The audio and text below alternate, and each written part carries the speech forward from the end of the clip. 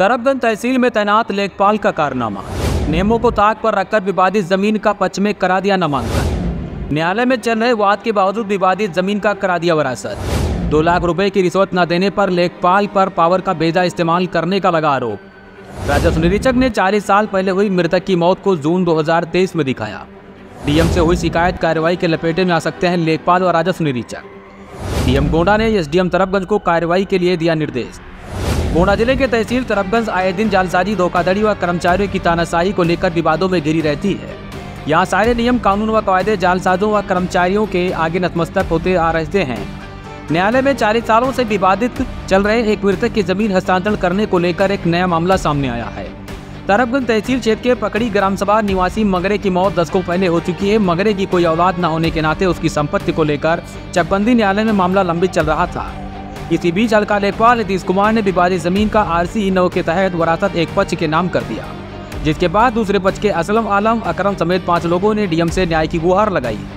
आरोप है कि शिकायतकर्ताओं व जुलेखा पत्नी मुसीबत अली निवासी समरीकला के बीच चकबंदी न्यायालय में मुकदमा चल रहा है। इसी बीच हल्का लेखपाल नीतीश कुमार ने जुलेखा के नाम वरासत कर देने की धमकी देते हुए दूसरे पक्ष से 2 लाख रुपए की मांग की। परेशान पीड़ितों ने न्यायालय में चल रहे मुकदमे का हवाला देते हुए ऐसा न करने की फरियाद की और बदले में 10,000 रुपए रिश्वत भी लेखपाल नीतीश कुमार को दिया। मोहम्मद कहाँ के रहने वाले? पकड़ी। क्या मामला है पर?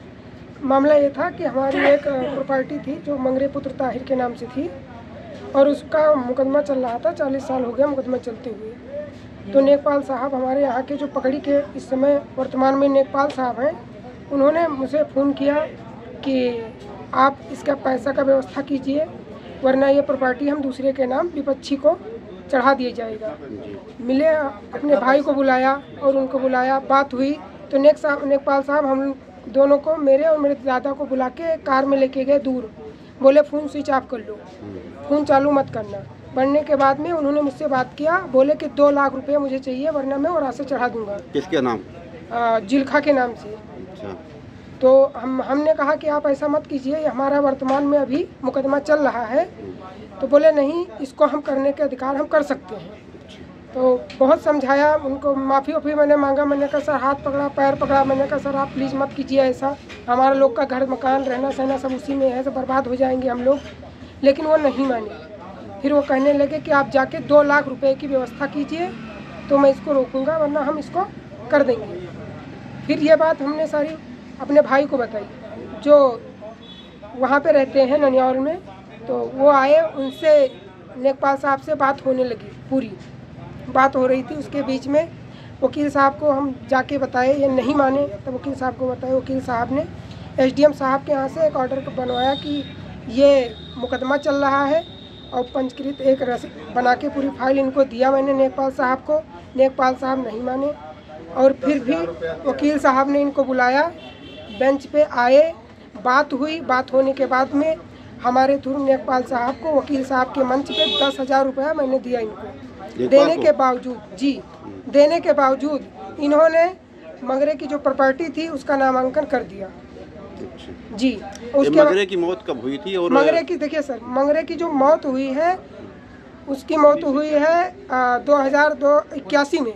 1981 में उनकी मृत्यु हुई है जी। और जो इन्होंने नामांकन पे लगाया है जन्म प्रमाण पत्र के थ्रू, उसमें डेट डलवाया इन्होंने 15/11/2023। मौत दिखाया है जी, वो लिखा हुआ है इसमें। इनकी जो RC 9 के तहत इन्होंने जो किया है उस पर लिखा हुआ है सर। मुकदमा कब से चल रहा है? मुकदमा चलते हुए सर 40 से 45 साल हो गया है सर, जिसकी मुकदमा हम लोग पैरवी कर रहे हैं और मुकदमा वर्तमान में भी अभी कोर्ट में है और चल रहा है। अवगत कराने के बावजूद नेकपाल साहब ने ऐसा किया है जी। और इसके बावजूद हम लोग पेशी पे आ रहे थे, जा रहे थे, सब कुछ हो रहा था। चोरी में ऐसा इन लोगों ने के फ्रॉड किया जी। और संडे के दिन कार्यालय से कहीं से फाइल वाइल निकाल के किया है इन लोगों। लेकिन आरोप है कि इसी बीच सारे नियम, कानून, कायदे को ताक पर रखकर हल्का लेखपाल नीतीश ने बीते माह में RC 9 के तहत वरासत के लिए ऑनलाइन आवेदन करके 8 दिसंबर 2023 को जुलेखा बानो का नामांतर वही में अंकना कर दिया, जिसके बाद पीड़ित पक्ष के लोगों ने मामले को लेकर डीएम नेहा शर्मा से शिकायत दर्ज कराई है। आरोप ये भी है कि मगरे की मौत करीब 40 साल पहले होने के बावजूद राजस्व निरीक्षक रक्षाराम ने उसकी मौत 15 जून 2023 को होने की पुष्टि करते हुए अनियमित तरीके से नामांकन करने में सहयोग प्रदान किया है। भ्रष्टाचार के मामले में संज्ञान में लेते हुए डीएम ने शिकायती पत्र पर एसडीएम को निर्देशित करते हुए संबंधित लेखपाल व राजस्व निरीक्षक के खिलाफ समुचित कार्यवाही करने को कहा है। आइनुल हक सर, मैं ग्राम सभा पकड़ी पूरे गैन। मेरे भाई के द्वारा मुझे बताया गया कि सर लेखपाल द्वारा मुझे ये सूचना मिली है और बताया गया है कि अगर इस मामले में 2 लाख रुपया अगर देंगे तो मैं रुकूंगा। क्या मामला था सर? एक जो है ना मतलब इससे संबंधित एक मुकदमा चल रहा था जुलेखा का नाम मंगरे के नाम। तो सर हम लोग पक्षगण हैं, तो विपक्षी के बोले कि अगर 2 लाख नहीं तो आप दोगे तो विपक्षी को मैं जो है ना वरासत कर दूँगा। 2 लाख रुपया मुझे उधर से मिल रहा है। किसने कहा? सर लेखपाल साहब ने। कौन है लेखपाल?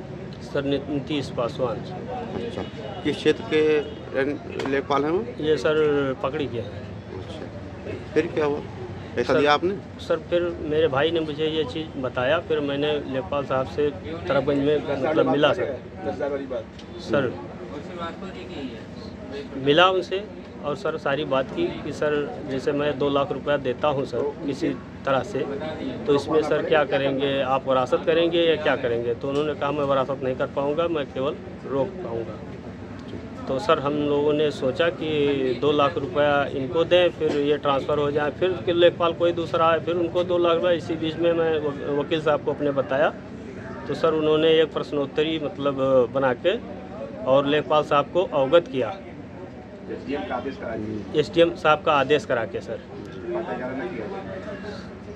और पाका 11 न किया जाए सर। लेकिन उन्होंने 8/12/2023 को सर उन्होंने मतलब मंगरे के नाम पर जुलेखा का नाम बतौर दर्ज कर दिया सर। अच्छा, मंगरे की जो प्रॉपर्टी थी? जी सर जुलेखा को दर्ज कर दिया। अच्छा, जुलेखा कौन है? सर उनकी बहन। बहन? जी सर, मंगरे की बहन है। अच्छा, कब किया है उनके नाम से अंकन? ये सर 8/12/2023 को।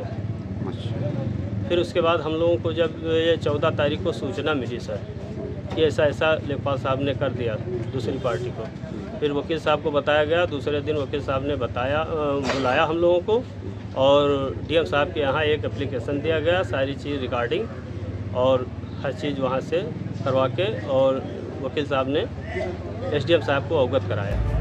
यही नहीं, न्यायालय में लंबित चल रही विवादित जमीन जैसे ही लेखपाल नीतीश व राजस्व निरीक्षक रच्चाराम के मिली भगत से जुलेखा बानो के नाम अंकना हुई, उसने एक सप्ताह के भीतर ही 3 गाटा में से 2 गाटा की जमीन बेच भी डाली।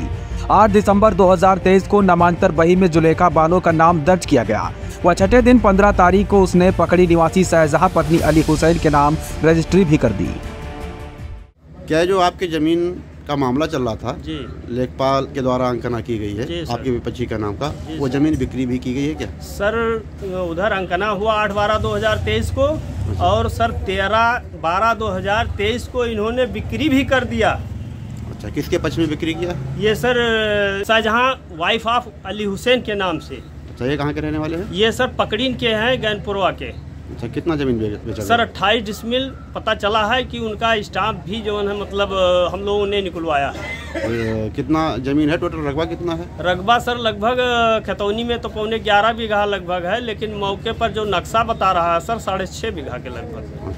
यही नहीं, जब पीड़ित पक्ष के वकील दयाशंकर तिवारी ने लेखपाल नीतीश कुमार के कारनामों को उजागर करते हुए उसे कानून के जाल में घेरने का प्रयास किया, तो लेखपाल नीतीश कुमार ने समाधान दिवस में लेखपाल संघ के साथियों के साथ पहुंचकर अधिवक्ता के खिलाफ सीआरओ से शिकायत दर्ज कराई, जिसमें धमकाने व जासूचक अभद्रता करने का आरोप लेखपाल ने अधिवक्ता पर लगाया। अधिवक्ता दयाशंकर तिवारी ने बताया है कि न्याय विरुद्ध किए गए कार्यों पर विरोध न हो, इसके लिए उनके ऊपर लेखपाल नीतीश द्वारा फर्जी आरोप मढ़कर मामले को दबाने का प्रयास किया गया है। दयाशंकर तिवारी, एडवोकेट। ये आपके ऊपर लेखपाल के द्वारा आरोप लगाया गया है धमकाने का, अभद्रता करने का, क्या मामला है पूरा? किस कारण इस तरीके से आरोप लग रहे हैं? आरोप झूठा है। प्रकरण ग्राम पकड़ी खातेदार मंगरे पुत्र ताहिर का है। मंगरे पुत्र ताहिर की डेथ 1981 में हो गई थी। 1981 से लेकर के 94 तक यह मुकदमा रेवेन्यू अथॉरिटी में चलता रहा, और 9 अप्रैल 1994 को यह गांव चकबंदी में आ गया, और चकबंदी में अभी भी मुकदमा चल रहा है। हर सप्ताह मुकदमा लगता है, जहां जुलेखा भी लड़ रही हैं। लगभग 40 साल से मुकदमा चल रहा है। इस बीच एक सफ़ी नाम के व्यक्ति ने 2010 में कागजात दुरुस्ती का मुकदमा दायर करके ज़मीन अपने नाम करा लिया था। उसके बाद हम इनके अधिवक्ता नियुक्त हुए तो हमने एक रिवीजन किया कमिश्नर के यहाँ।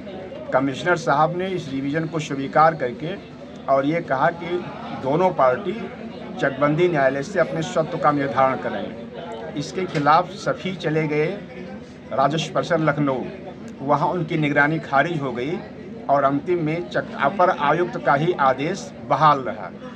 इसलिए कोई भी लेखपाल उसकी अमल दरामद या कोई ऐसी अंकना नहीं कर रहा था, क्योंकि मैटर आज भी कंसोलिडेशन में सब जुडिस है।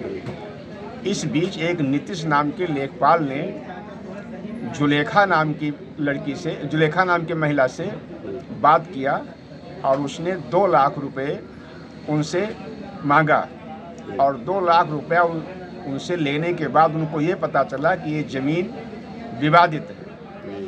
फिर जब हमारी पार्टी आइनुल एंड अदर्स को पता चला तो इन्होंने उनसे संपर्क किया नीतीश से। तो नीतीश ने कहा कि 2 लाख रुपया हमको उधर से मिला हुआ है, 2 लाख आप दे दीजिए तो हम कुछ नहीं करेंगे। अंतिम में पार्टी हमारे पास आई, हमने एसडीएम तरफगंज को सारी बात बताई, रिकॉर्ड भी दिया। रिकॉर्ड देख करके उन्होंने ऑर्डर कर दिया कि नीतीश लेखपाल और आरआई कोई भी RC9B इस खाते पर नहीं करेंगे। उसकी सूचना जरिए व्हाट्सएप इनको दे दी गई। लिखित जो हमको मिला था वो भी मैंने हैंड टू हैंड उनको दे दिया गया। लेकिन फिर भी ये रुपया मांगते रहे। हमारे सामने पार्टी ने 10,000 रुपये इनके हाथ में दिए, जहां हम बैठे हैं तहसील में इसी स्थान पर दिए। इन्होंने लिया, कहा ठीक है कुछ नहीं करेंगे। उसके बाद 8/12/2023 को नामांतर बही में एक अंकना मिली जिसमें मंगरे पुत्र ताहिर की मृत्यु 15/11/2023 दिखा करके जुलेखा का नाम दर्ज कर दिया गया, जबकि 15/11/2023 नहीं बल्कि 1981 में ही मंगरे पुत्र ताहिर मरे हैं। और खुद जुलेखा ने 2002 में मुकदमा चकबंदी अधिकारी के यहाँ दायर किया है, जहाँ जुलेखा अपने को कहीं ताहिर की पुत्री बता रही हैं तो कहीं मंगरे की पुत्री बता रही हैं। इसी पॉइंट पर विवाद चलता रहा और हमारे पार्टी के पक्ष में वसीयतनामा लिखे जाने की बात है कि मंगरे पुत्र ताहिर ने वसीयतनामा लिखा था। उसी पॉइंट पर वहाँ केस चल रहा है। जब इन्होंने अंकना कर दिया तो पार्टी ने हमको फ़ोन किया तो हमने पार्टी को बुलाया अपने पास और डीएम साहिबा के यहाँ मैंने सारे कागजात रखे। डीएम साहिबा ने गंभीरता से लेते हुए उस पर ऑर्डर किया कि आरआई और नीतीश लेखपाल के विरुद्ध आवश्यक कार्यवाही किया जाए और एसडीएम को हमारे सामने फ़ोन भी किया। शाम को रात 6 बजे 15/12/2023 को हमें फ़ोन मिला एसडीएम साहब का कि आप घर पर आवास पे आ जाइए चैम्बर में। यहाँ हम लेखपाल को और 2 नायब तहसीलदारान को और नीतीश लेखपाल को सबको हम बुला रहे हैं। मैं 6 बजे वहाँ पहुँचा। सारा प्रकरण एसडीएम ने सुना और नीतीश लेखपाल को वो समझा रहे थे कि जब मेरे ऑर्डर के द्वारा कागज भेजे जाने पर भी आपने हमारा आदेश का अनुपालन नहीं किया तो ये क्या तरीका है, आपको हम सस्पेंड करेंगे।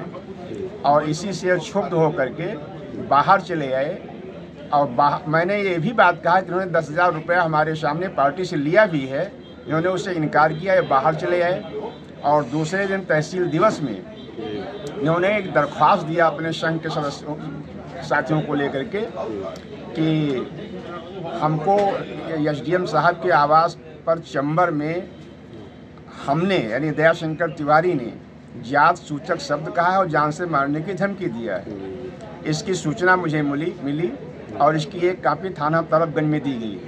थाना तरफगंज में मैं संडे को एसआई के कहने पर 11 बजे पहुंचा।